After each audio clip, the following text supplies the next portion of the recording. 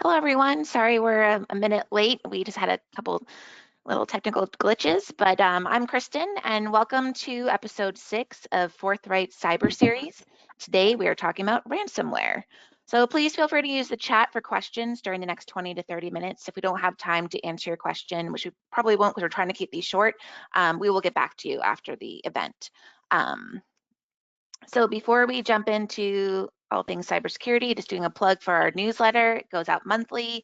If you subscribe, you'll be entered into a raffle to win an Amazon Echo Pop. We're going to be announcing the winner at the end of the summer. The QR code and the URL are there to enter. All you have to do is sign up for our newsletter and you are good to go. So with that, I'm going to turn it over to Steve. Everyone, I hope you're having a fantastic week. I'm Steve Zoberg, one of the founders at Forthright. I'm very excited to host this new series that we're doing that is focused on an array of different cyber-related topics. These days, it's definitely top of mind, I think, for everyone. You can't avoid all the news coverage recently. The series airs twice a month. Our objective is to stay laser focused on one topic per session. Our last episode, number 5, was our cyber hygiene recap panel Q&A, part 1. That was a mouthful. In that session, we discussed and answered your questions with an exceptional panel of guests. And we're going to pick up right where we left off in 2 weeks from now on part 2. But being that this is Ransomware Awareness Month, it only made sense that we discuss ransomware today. Now, what's interesting for me is, why do we even have Ransomware Awareness Month? I mean, it seems like ransomware has been around forever. This is nothing new. But the reality is bad actors are still getting, well, they're still getting us to fall for it, right? They're using new and clever techniques. They're also changing how they are actually exploiting a successful attack. And ransomware is still the most effective tool that bad actors have. It's so effective that there is now ransomware as a service business models, which is basically a pay-as-you-go malware available for anyone who is willing to buy it. According to Verizon last year, ransomware was involved in 24% of all attacks. And they went on to say that the median ransomware demand was $650,000. So clearly there is a good reason for Ransomware Awareness Month that can do nothing but help us all. And it's just another reason why we're all attending this cyber series. It's so important for all of us to get up-to-date information and strategies and so on. And we at Forthright, we believe that well, good cyber protection, it starts with each of you, each of us, and a solid framework that we can adopt and make sure that we're following and not just using some tools. And yes, that approach that we've been discussing now for several weeks, it helps address and even prevent ransomware too. And we know this, of course, because we have decades of experience. We know this because Forthright meets with many clients each month, and through our various conversations, we learn about their real life challenges and even their breaches. And we know this from firsthand knowledge that we gain about what strategies were actually effective in the field, and more importantly, which ones were not. So at the end of the day, our goal here with all of you is to share what we've learned and what Forthright does to successfully protect our client ecosystem so you can do the same in yours. And this brings me full circle to the goal of Forthright's Cyber Series. We want to share our knowledge. We want to share our wealth of experience. We want to share real world examples with as many people as possible throughout this series. We want to empower you to fight back and tilt the odds in your favor. So we've decided to use this forum in a way that we can drive thought leadership in our community and do so in a quick fire style so that way you can join us twice a month for 20 to 30 minutes and get back to your day. But each time you do, you're learning something new. And at the very least, you get to check in on how your current strategy is going and how it compares to what others are doing and what's happening in the industry. And of course, we welcome questions, feedback at any time, and you can hit us up on the chat or you can send us an email at success@forthright.com. We'd love to hear from you. Now, if you missed last episode, which was fantastic, great conversation, I encourage you to go to forthright.com/cyber series, click on the episode that you missed, and on that registration page, you'll find a link to the recordings, and you can rewatch any of our past sessions on demand. I'd also encourage you to tell your colleagues or your friends that you think it would be helpful, send them there too, and they're welcome to watch. So now let's get back to today's episode. The ransomware predictions, well, they're not very optimistic. Attack methods are going to evolve to exploit cloud and VPN infrastructure. software supply chain attacks are going to continue, and generative AI is going to lead to more advanced exploitation campaigns. So with that opener, I'm going to introduce our host for these conversations, Forthright's Chief Information Security Officer, Heath Geeson. Heath, thank you for sharing your time with us once again. Let's jump right into this ransomware conversation because there's so much for us to understand here. What do we need to know? Well, thanks, Steve. Hopefully today I'm going to give you some information, things you need to know, give you a little bit better understanding about what is ransomware, why it's a threat, why it's important to you to pay attention to this, and some of the things that you can do to build a defense, and then even more than that, be prepared if it does happen to you. So let's kind of start off with what is ransomware. And here's a nice little dictionary definition of what ransomware is. It's a type of malicious software that encrypts and or steals the victim's files. The attacker then demands a ransom from the victim to restore access to the data or to restore the confidentiality of the data they stole upon you paying them, right? So basically people hold your information in ransom and say, pay us if you want it back. A lot of things, we'll talk about this a little bit more, a lot of people are now just flat out stealing your data and threatening to post all of your company's data in a public forum if you don't pay them for it. But really what this is extortion, right? This is nothing more fancy or anything more than just flat out extortion. To extort is literally to wrench something out of someone. In the past, mobsters might extort favors from a politician with threats of revealing some dark secret. Or, in a simpler level, maybe a sibling might extort a favor from their brother or sister by promising not to tell on them. Like, don't tell mom, I'll do this for you, right? Ransomware is just another form of extortion. And in today's world, ransomware has become a big business for organized crime around the world. This leads us to talk about modern ransomware as a service. So modern ransomware as a service operators are fully functional organizations. Generally, they tend to operate more effectively and efficiently than most legitimate businesses. They have focus, they have departmentation, they have managerial levels responsible for things like hiring, recruiting, finance, payroll, marketing, sales, project management. In many cases, they even have customer success teams. These are highly trained and experienced organizations and individuals. They are a business. These operators sell their services to affiliates. Just like Microsoft empowers their partners to sell their products to customers, ransomware operators empower their affiliates. This has built out a scalable infrastructure. I wanted to share this not because this is not always understood. It's not like we're defending ourselves against a few bad actors living in their parents' basement. These are well-funded, big-time organizations. Before I go too much deeper into ransomware, there's a top news item today that I wanted to make sure I talked about today. This is not really an example of ransomware, but it is an example of how organized these groups are. Some operate independently, and some are funded by nation states. KnowBe4, a top cybersecurity company, was recently tricked into hiring a North Korean threat actor who posed as a legitimate IT worker. This person passed background checks using a stolen U.S. identity. They used AI to get through several video call interviews. Once hired, they provided a U.S. address as their home address, so the company shipped their laptop to that. Now, obviously, someone colluded with this threat actor and set up that laptop in this U.S. location. The threat actor then used VPN technology to connect to the laptop and then connect to KnowBe4 systems.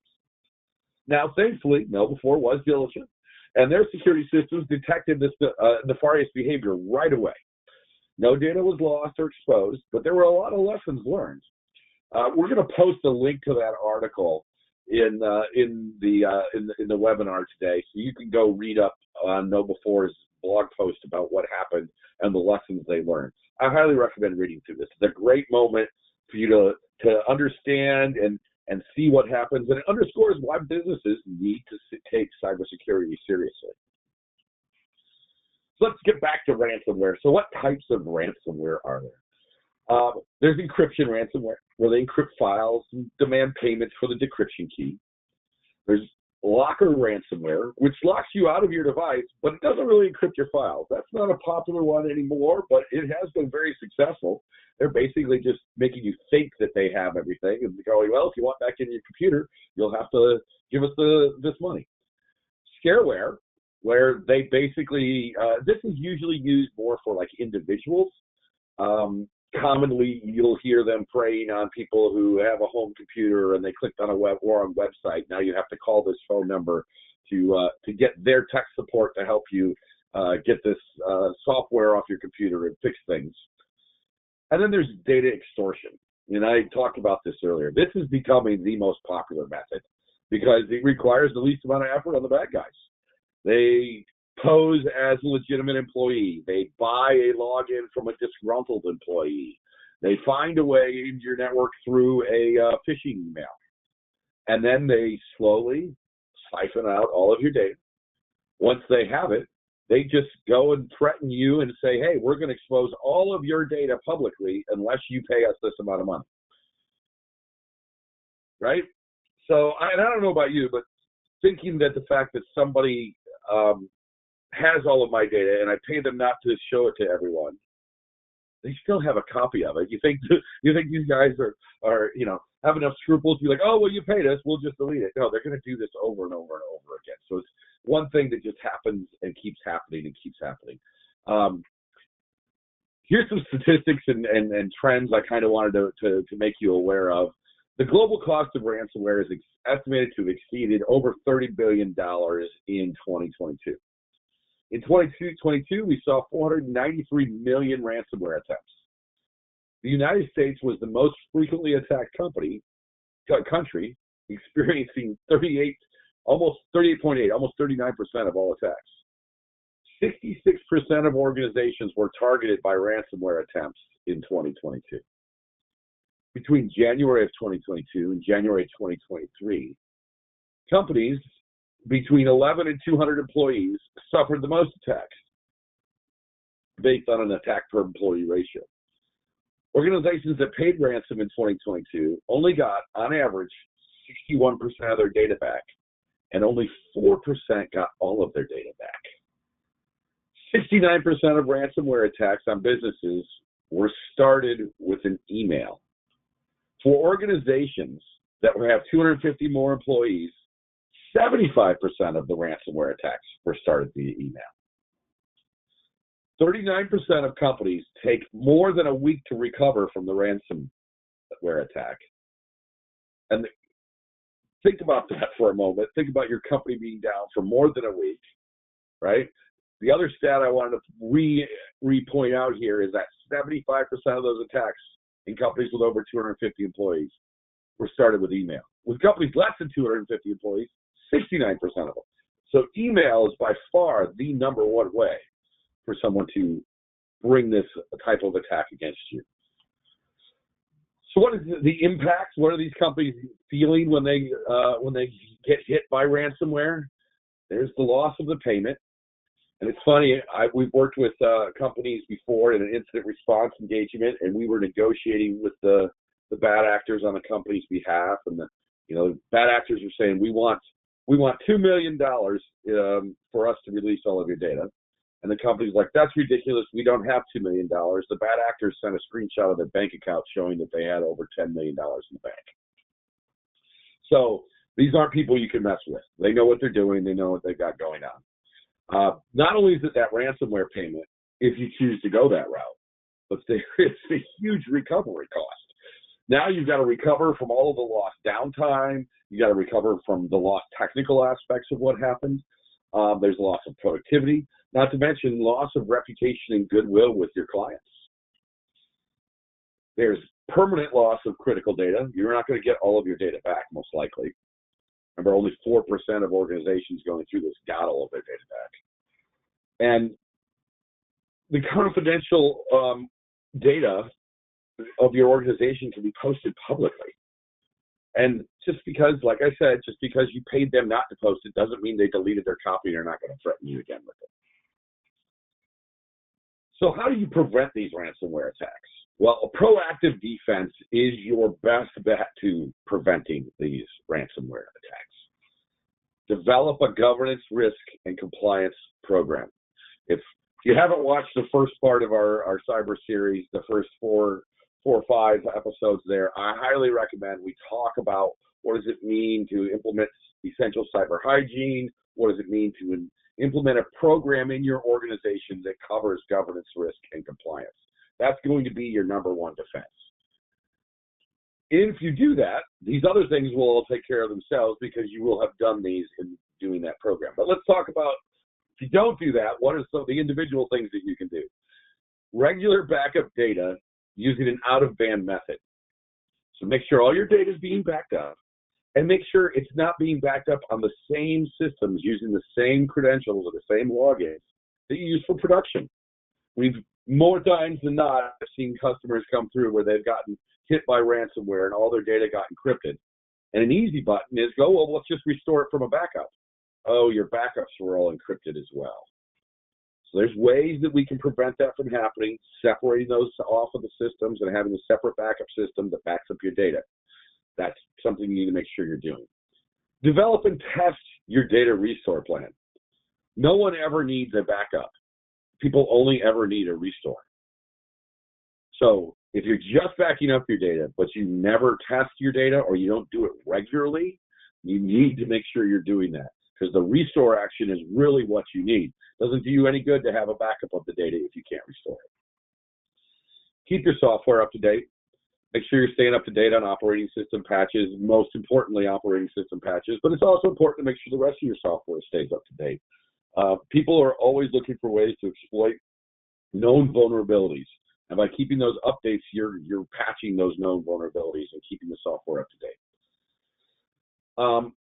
Implement strong identity and access protections. Make sure you're using multi-factor or other strong authentication methods. Limit access. People don't need access to everything. Only give people access to what they need to be able to do their jobs. And track risky user behavior. I was just dealing with a case this morning where I had a user who logged in from Fort Lauderdale, Florida, then a few hours later appeared to log in from Phoenix, Arizona, and a few hours later appeared to log in from Washington, D.C. Well, people can't move that fast. So how did that happen? This case, it was a legitimate thing. The user was using a VPN and was connecting from different places, testing some things. But you need to be tracking that. Those are good indicators that something's going wrong. Implement strong email, Teams, and file sharing filters. For years, we've talked about spam filters, phishing filters on your email system. There's ones out there now that are absolutely wonderful. They're not very expensive. But now they also have that for Teams. A lot of people don't know that by default, you can communicate through Teams with other people in other companies. Just like you can send an email to another company, you can chat with somebody in another company. There's filters that need to be applied to that, systems that need to be applied to look at that incoming data and make sure nothing bad is coming in. Same thing with file sharing filters. So, we share a SharePoint link with somebody. We need to make sure that we have that stuff in our systems that are checking those links out, making sure that they're not nefarious, coming from bad actors. Since close to 75% of all ransomware attacks start with phishing emails, the most important thing you can be doing is training your employees on what are phishing emails, how to avoid them, implementing what we call the security awareness training with phishing security testing. We send out emails that look like fish, and we test to make sure that your employees recognize them. If they don't, we give them extra training on how to recognize them. This is a very important step in making sure that you keep yourself secure, especially since 75% of all of those ransomware attacks came in via email, right? Business email compromise, the number one way. Why do I need to go and try and figure out how to hack through all kinds of digital ciphers when all I have to do is get someone in your organization to click on a link in an email? Make sure that you have an advanced threat protection system deployed. we used to say make sure that you have an antivirus. Well, it goes beyond antivirus now. Advanced threat protections not only are looking at what's happening on your endpoints, they're also taking into account things like the risky user behavior metrics. They're checking to see if users are logging in from different locations that they shouldn't be. They're checking to look at the logs on things like your network equipment, your switches, and your firewalls. They're also correlating events across all the systems in your organization so that one event on one computer might not be a big thing, but if it's happening, several of those are happening across several different systems, then it might be something to be looking at. So make sure that you're using a modern advanced threat protection system. So even if you do all of those things, we all know that humans are fallible and that systems are fallible and things happen, right? So the next step is to make sure that you've developed an incident response plan so you know how to respond to this type of attack, right? Develop an incident response plan. Determine the type of attack that you're trying to protect yourself against. This case today, I would say, let's look at a ransomware attack, right? First steps are going to be isolating, preserving those affected systems. Make sure you know when to contact your attorney. It's very important. That step is very important because you're most likely going to want to establish some attorney-client confidential privilege there, especially if you have to talk to a cyber insurance company, have to engage a third party to help out with your incident response. Your attorney is going to help you to know when you should be contacting law enforcement. Don't wait till the day to find an attorney. Develop your incident response plan. Make sure you know which attorney you're going to be working with. Find the right one. And test the plan regularly, right? This is something that needs to be tested. We do a lot of tabletop exercises where we sit down and we walk through and go, okay, this has happened. What's the next step? They're very effective in showing the gaps and stuff. And not only that, it gets, as humans, we're creatures of habit. So the more we do this, the more it becomes not something unfamiliar to us. It becomes familiar. And we're able to execute on the plan when needed, without panic, without emotion, without all the things that can get in the way of actually being able to execute an incident response plan. And then follow the plan. I've seen organizations who did all the right things, but then when the time came, they didn't follow the plan. They went off book. Don't do that. Follow your plan. So I hit you with a lot of stuff here today pretty quickly. I just want to wrap up here real quick for you. Ransomware is nothing more than a modern extortion tactic. That doesn't mean you don't have to protect yourself, but it's good to know what it is, right? It's driven by large-scale organizations. Being proactive is the best defense. Then develop an incident response plan. Test the plan and follow the plan. Of course, if you need any help with any of that, we're here to help you and help guide you through those processes. Steve, I'm going to hand it back over to you. And thank you, everyone, for taking time to talk about this with us.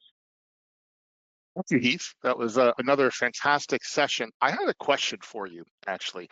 One of the charts that you put up there, you showed that over 50% of ransomware cases were actually against organizations that had 11 to 200 employees. Why do you think that is, out of all the different segments? It's a good question. I'm not a ransomware operator, so I don't want to answer for them. But I would say that the reason that is the case is because the smaller organizations tend to spend less and put more time and effort behind their defenses and being proactive in developing plans. So they're the ones that are the easiest targets to go after and say, just give me the money. Not to mention the fact that they're usually run by a single entity, by a single person. So it's easier for them to get someone to make a decision to send them money. Interesting. It's really good to know. Obviously, we represent a lot of different sized organizations from being in business for 30 years. So we've definitely seen a lot of different strategies and many companies that have no strategy. It's kind of a hope and a pray thing. So that was really informative. I want to thank everyone for joining us today. And Heath, real quick, Steve, we do have a question. Yeah. Okay, go ahead. What's the difference between MFA and strong authentication? Well, there is, so MFA is where you're getting the common form of that is where you're getting the little code on your computer. MFA actually stands for multi-factor authentications. And in the world of authenticating something, we usually like to have at least 2 out of 3 factors, right? So if we're trying to authenticate it's you, your identity, we want something you know, something you have, and something you are. So when you log in with your username and password, that's obviously something you know. The next will be, I have my phone and I have to type in this code or press OK on my phone to authenticate and say yes. So I have my phone, right? So it's something I know, something I have. Strong authentication methods are going to be something like you have a YubiKey or a pass card or something along those lines. There's even methods now that are completely passwordless because passwords are the weakest link in an authentication method, right? Passwords get lost, people give them out, people don't make complex passwords so they're easy to guess. So the strong authentication factors that have come around are things like YubiKeys, passcards, passwordless authentication, where you can really use technology, certificate-based authentication. It's a good question, though. I hope I answered it appropriately for you. Great. Thank you, Heath. So we covered a lot today. Thank you for the guidance on ransomware and all this great information. Hopefully this was very valuable to the group. All the different facets. I mean, what is ransomware, the different types, evolving trends, the impact of being hit, how to prevent it, and how to respond. It's a lot to think about. It's definitely a lot to think about in order for us to protect ourselves and our workplaces. And while each of us can take action today and spread awareness, some of you who join might want a deeper conversation. You might think of additional conversations later where you want to share your unique concerns. And if you want to discuss any of that or your specific situation, we'd be happy to jump on a call with you, answer any questions. So please don't hesitate to reach out. You can send us a note at success@forthright.com, and we'll be happy to schedule a private one-on-one call with you. I'm excited about the next bonus episode, which will be our cyber hygiene recap panel, part 2. Our guests are people who have actively done all of this type of work, especially around running programs on a regular basis. And their goal is to answer your submitted questions, share their experience from the field, and of course, provide information on steps that you can take to better understand and improve your cybersecurity posture. So that's coming up in our next session. And lastly, if you've ever wondered if your current cyber technology and strategies that you have in place today is actually effective, well, there's a way to find that out. We have many clients that wonder the same thing. And we've established this complimentary network cyber threat assessment program.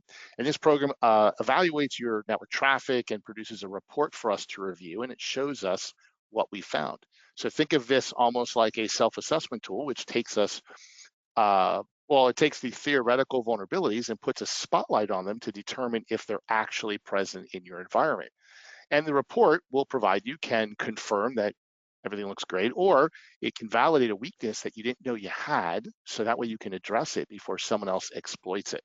Really, really important stuff. I don't know anybody who has gone through this process that didn't have a positive outcome from going through it, because it's a win-win situation. So if you have any interest in learning more about this, feel free to indicate that on your follow-up email poll questionnaire that comes, and someone from the team will definitely reach out to you and schedule a discovery call so we can talk about it. As a reminder, you can review our upcoming schedule and the topics that we plan on discussing into the future, or replay any of our past sessions by going to forthright.com/cyber series. We also would love your feedback and appreciate any suggestions on future topics that you'd like us to address in upcoming episodes. Look out for the follow-up survey that I just mentioned. It really helps us to get your feedback. And that will be a wrap for this episode of our cyber series. And as promised, we got it done in under 30 minutes. Please invite your friends, your colleagues, other people that you feel would benefit from these conversations so they can join us next time. We'd love to see our subscribers grow each week. And what that means is we get to help more people in our community. So we really appreciate you joining us today. And with that, I wish you a great rest of your week. Stay vigilant, stay secure, and thanks for joining us. We'll see you next time at Forthright Cyber Series webcast. Take care, everyone.